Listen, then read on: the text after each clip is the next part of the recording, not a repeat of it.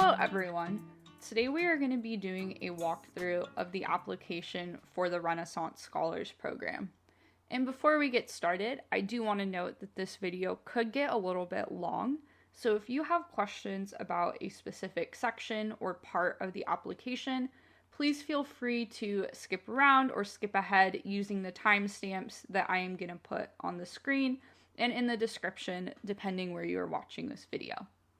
I also want to note that while I'm going to do my best to cover a lot of ground in this video, if there is a question that you still have, please visit our website, and under this tab right here, you can find our frequently asked questions page.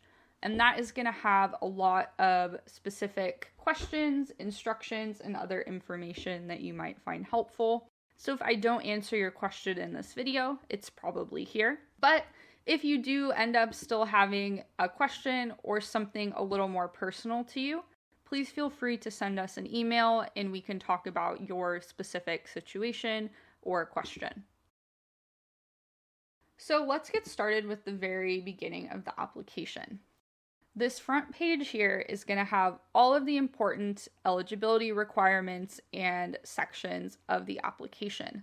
So if you have not already, please take a couple of minutes to read through here and make sure you're familiar with all the different aspects of the application. One thing I do want to note is that we currently only award students in Oregon, Illinois, or at one of our partner HBCUs. And if you want a little more information about those requirements, they are on this page here, as well as in our frequently asked questions section. But if you're watching this video, I'm going to assume that you have already read through all of these instructions and you are ready to get started. So taking a look at the application here, one thing I do want to note is this sidebar over here where you can see all the different sections of the application. Once you move on for a particular section, you are able to go back and edit the information.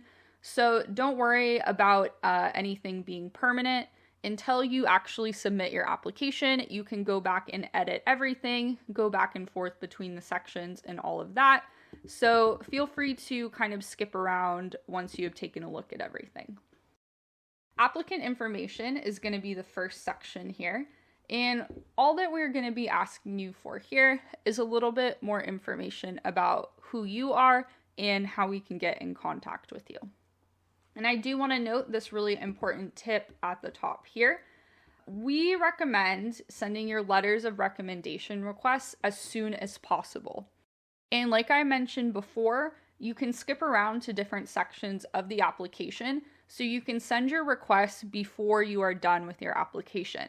So even if you are still editing or polishing your essays and whatnot, please go ahead and send those letters of recommendation as soon as possible. Remember that it's polite to give your recommenders at least 2 weeks before the deadline, but 4 to 6 is really better. So please take note of that and plan ahead. So the first thing we are going to ask you for here is your name. This is the name you would like us to call you in an interview, in an email, in any communication with you. And if that is different from your legal name, please list that here as well. Next up, you're going to select your pronouns, your date of birth, and your race and ethnicity. And for both pronouns and race and ethnicity, please select as many of those as apply for your specific identities.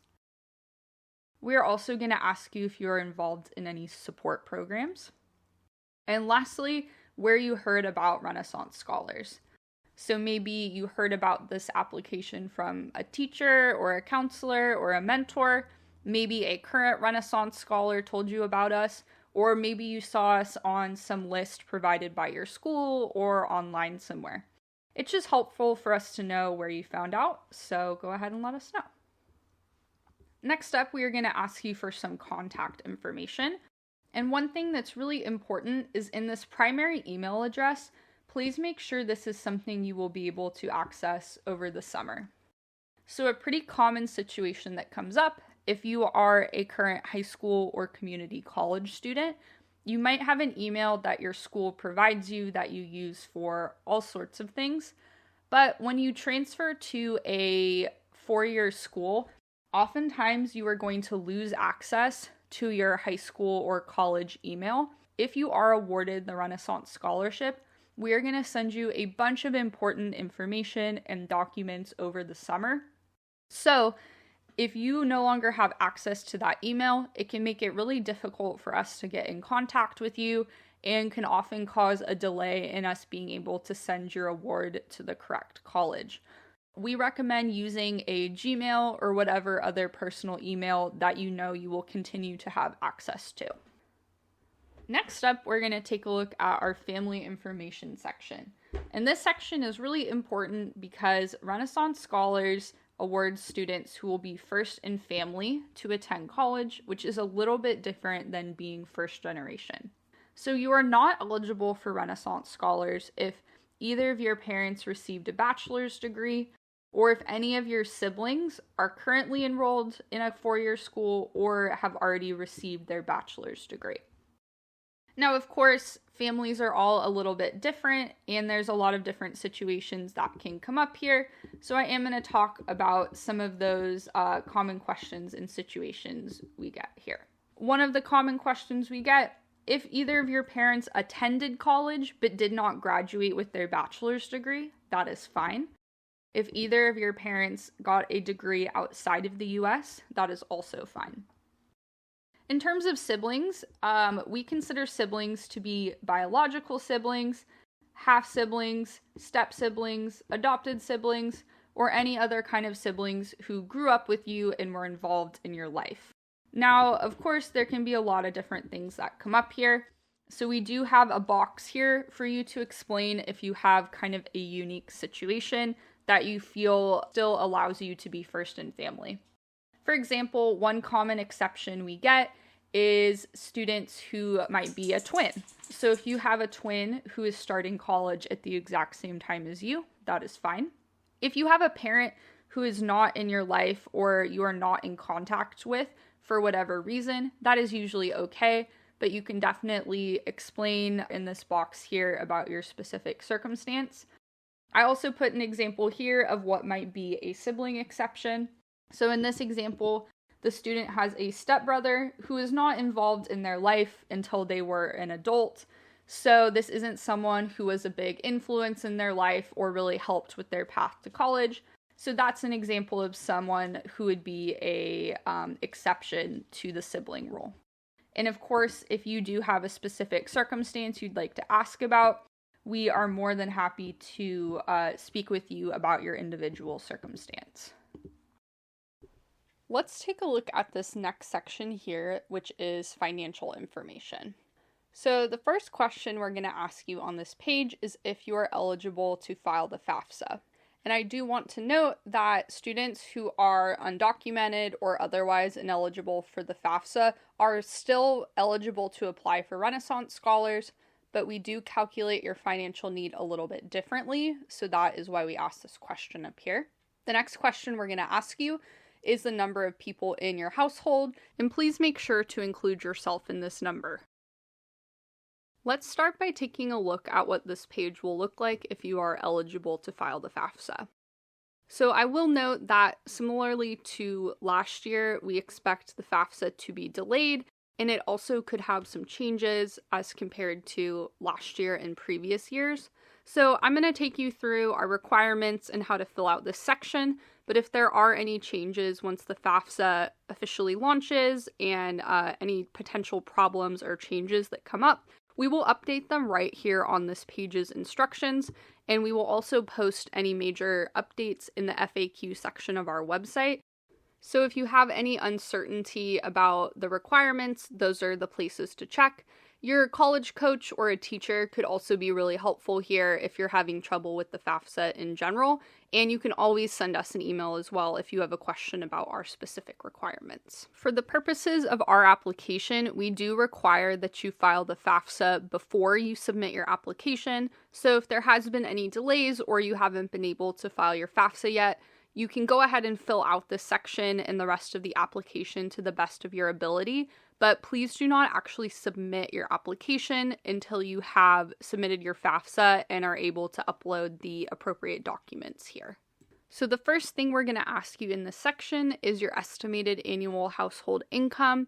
Your best guess on this is fine, but it should also appear on your FAFSA if you need a little guidance. The rest of the questions on this page you are not going to be able to fill out until after you have filed your FAFSA. So if you have not been able to do that yet, go ahead and skip this section, move on to academics, and come back and fill it out after you have filed your FAFSA.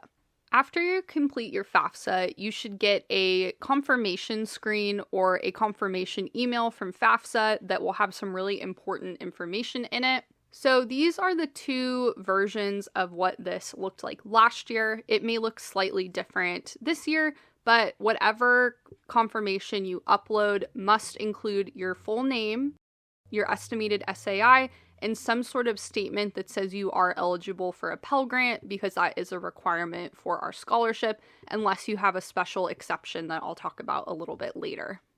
So you can see here, this first example is a standard confirmation email, and it has your name at the top, it has the date you submitted, and that SAI number right here, as well as your Pell eligibility down here at the bottom. For most people, it's easiest to upload a screenshot of this part of the email. Please be careful that you don't cut off that Pell eligibility at the end. That is a really common mistake that we see in the documents submitted to us.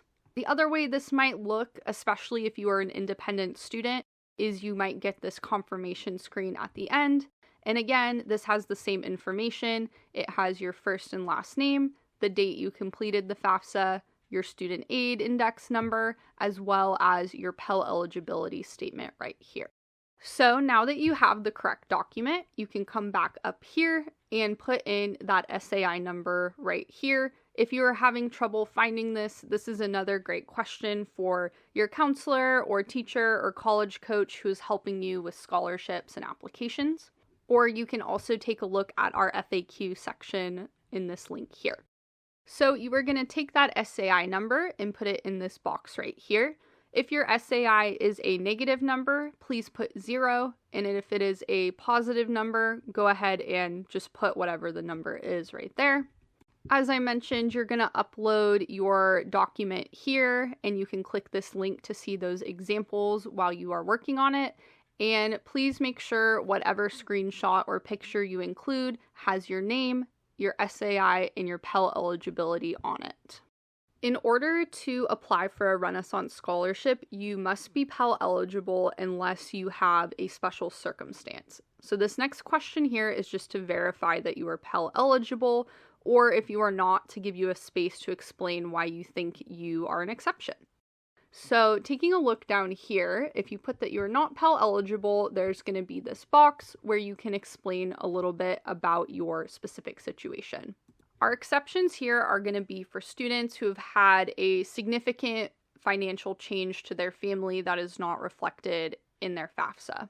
So our most common examples here are medical debt or medical expenses, job loss if one or more of the people who support you has had a significant period of unemployment, and another more uncommon exception would be your family dealing with the effects of a natural disaster. So you can pause and read the example in the box here, but essentially in this situation, this student's mother has had a significant period of unemployment, which has decreased their family income quite a bit from what is reflected in the FAFSA, so they don't feel that it is accurate to their current situation. When you are explaining your situation to us, please give us as much detail as you can, but we will likely probably still follow up with you just to get the specifics that we need to make sure you are in fact eligible for the scholarship. And if you're unsure if your exception would be acceptable, please do send us an email, info@ourscholars.org, and we'd be happy to talk to you about your specific circumstance. Now let's take a look at what the section is going to look like if you are not eligible for the FAFSA. So we're still going to ask you your household income right here, but because you didn't file a FAFSA, the document you upload is going to be a little bit different. And this is going to depend on which state you're in and your individual circumstance. If you are a student in Oregon, you are probably going to file in ORSA. And if you are in Illinois, you will probably do the alternative financial aid application. However, if neither of these apply to you, we do have some other options listed here of different documents that you could include. Because it's the most common for us, I'm going to go ahead and show you an example from the ORSA right here. Whatever document you upload, please make sure that it does have your full name, the date you filed, and either an SAI or some other statement of your income. Again, if you have questions about exactly which documents to include, this would be a great question for a college counselor or teacher. You can also take a look at our FAQ section or send us an email if you're still having trouble figuring out what to include. This right here is what last year's ORSA looked like, and there are some instructions on this page that is linked up here that tells you where to find this, but essentially it is at the very end of your ORSA application, and it will include your name, the date you filed, as well as that SAI number. And if you have not been able to file your ORSA or alternative app yet, go ahead and fill out what you can on the application, go ahead to the other sections, but don't submit, and come back and finish when you have your ORSA or your other document to include. Next, let's hop over to the academic section. And what we are looking for in this section is just some information about your academic history.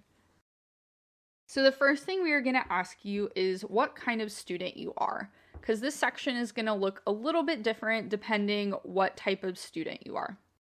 I'm going to show you as an example what this page is going to look like for a high school student, but it will look a little bit different if you are a transfer or current college student. So the first thing we are going to ask you for is your unweighted high school GPA. And I will show you where that might be on your transcript, but it is important that this is the GPA that appears on your most current transcript. And we do ask for 3 decimal places, so your GPA should look a little something like this. And if you do have a current GPA that is below a 3.0, we ask that you reapply at a later date when you do have a transcript that reflects your a higher GPA. So down here, we are going to ask a little bit more information about your high school and when you expect to graduate, and you are going to upload a copy of your most recent high school transcript. So unofficial transcripts are great. You can probably download one of these from your online portal. If you are in Oregon, it's going to look a little something like this, and we can see this student's grades all the way back to their freshman year. And what we are looking for here is this cumulative unweighted GPA. So we don't want weighted, we want unweighted, and we want to make sure we have 3 decimal places. So if it was longer than that, we would go ahead and round it to that 3rd decimal place. So we have 3.604, and that matches what we have here, 3.604. So that is great, and we're good to go. And if you have any college transcripts, so maybe you took some community college courses or got college credit through your high school, and you can attach those transcripts here. And in this box, you can give us kind of any context you would like to add around your grades. So for example, if you had a medical situation or otherwise had to take time off school, if you want to let us know you're maybe retaking a particular class, any kind of context you want to add for your transcript would go here. One thing you do not need to add context for us is anything related to grading during the pandemic. We totally understand that all schools, for the most part, were on pass-fail, and that there were a variety of different circumstances that came up there. So you don't really need to add any context around pandemic grading and all of that. And again, this section is going to look a little bit different if you are a college student. So if you select you are a college student, you are going to have one additional question here. So if you are a current student at a 4-year college, you are going to have these 2 options here. Either you are currently a freshman or currently a sophomore. If you are a community college student and you're planning to transfer to a 4-year college in the fall, then please pick which of these 2 options best describes you. So if you have done a year of community college and you're expecting to enter a 4-year college as a sophomore, you would select this first one.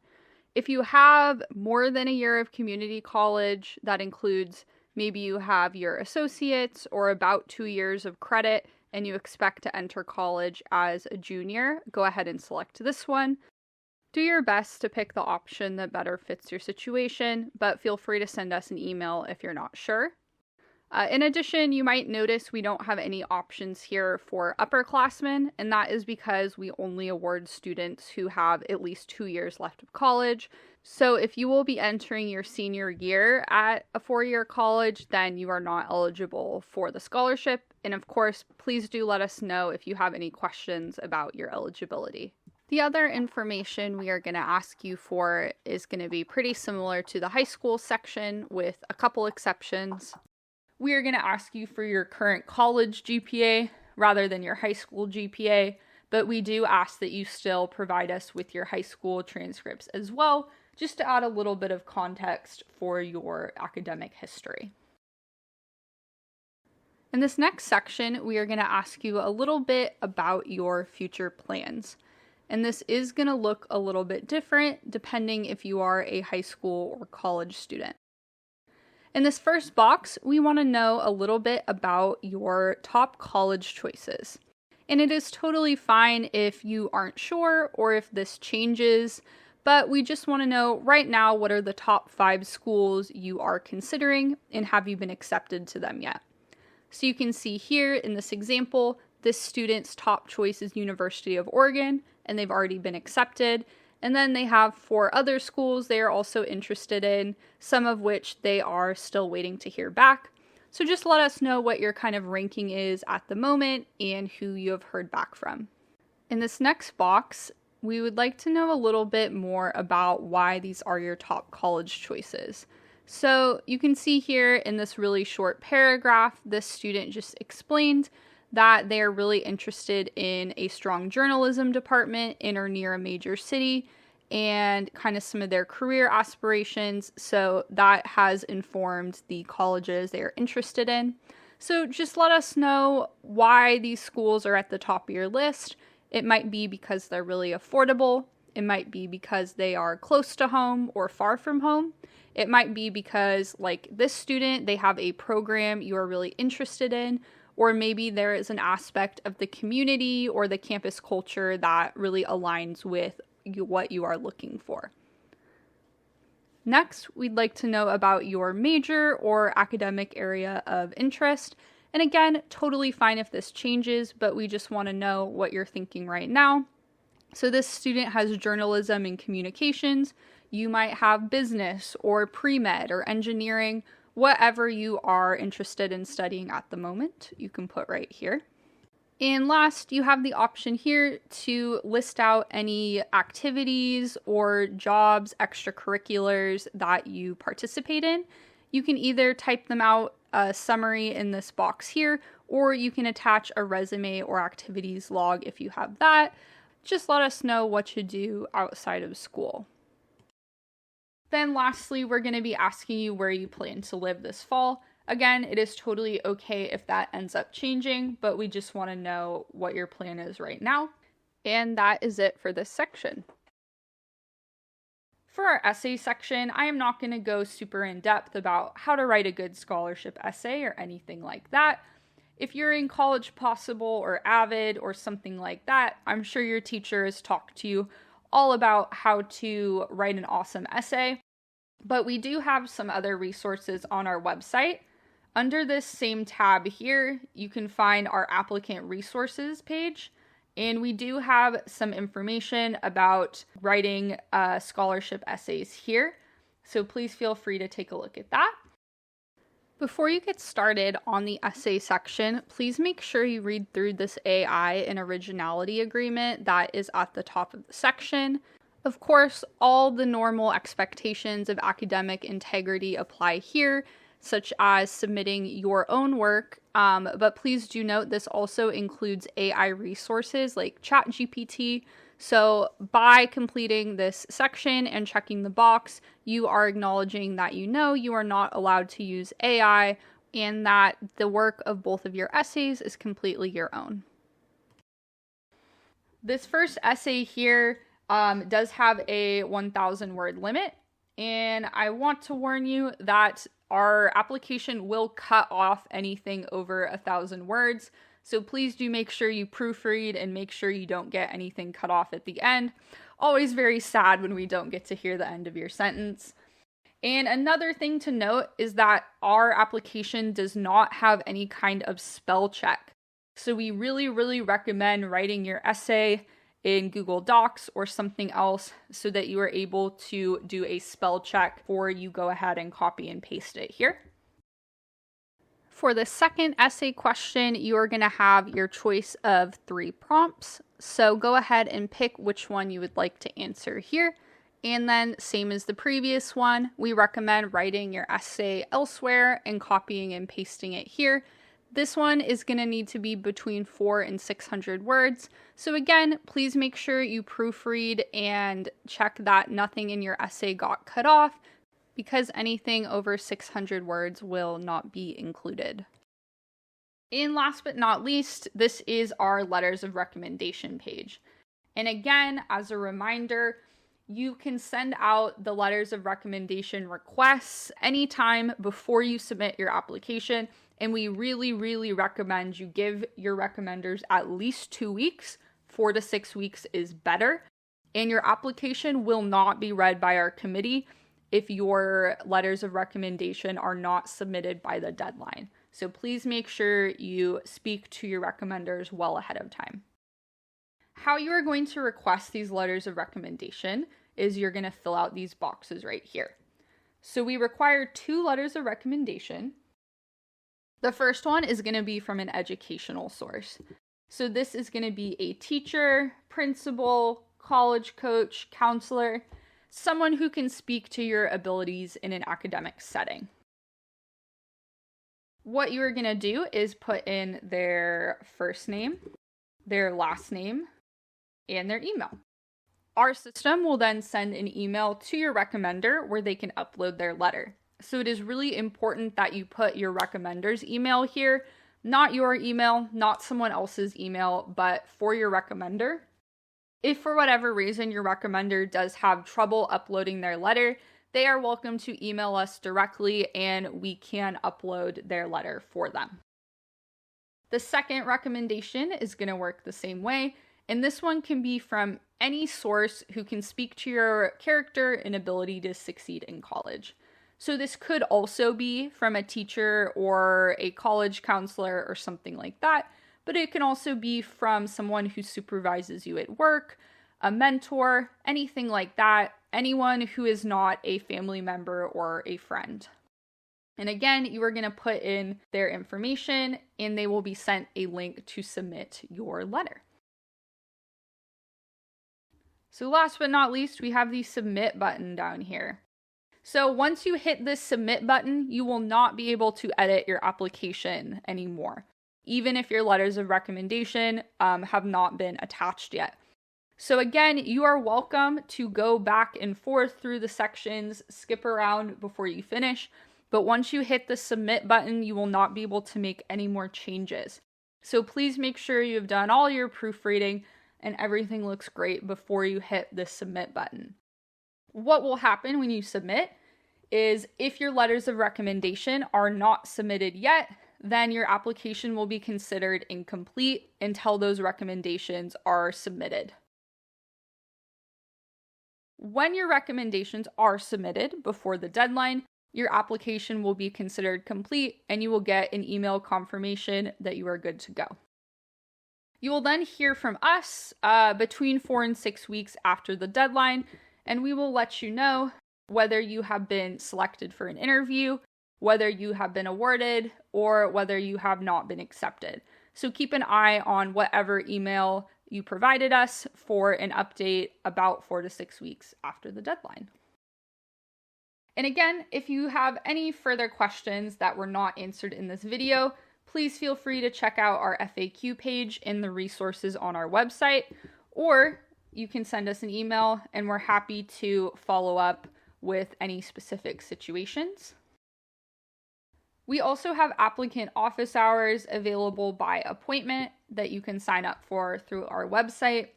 And you are also welcome to call or text this number as well for questions. So, thank you for joining us today for this application walkthrough. I hope that answered a lot of the questions you may have, and we look forward to seeing your application.